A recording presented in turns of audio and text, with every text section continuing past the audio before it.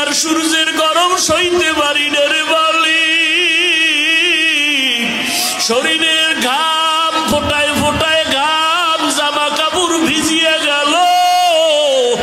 ও আল্লাহ, গরম সইতে পারি না, গুনাহ নিয়ে কবরে গেলে জাহান্নামের আগুন কেমনে সহ্য করব রে মালিক? আমাদের বানাইছেন বড় নরম, একটা মশার কামড় সইতে পারি না রে আল্লাহ। কবরে গেলে মাটির চাপ কেমন করে সহ্য করব? আয় আল্লাহ, তাকায় দেখেন, রাতের ঘুম নষ্ট করে আপনার মোহাব্বতে ময়দানে হাজির হয়েছে। কাউকে খালি ফিরাইয়া দিয়েন না রে আল্লাহ।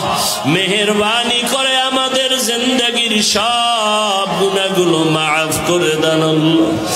গুনার কারণে দিলটা পাথর, চোখে পানি নাই, ডানে বামে কত কান্নার আওয়াজ।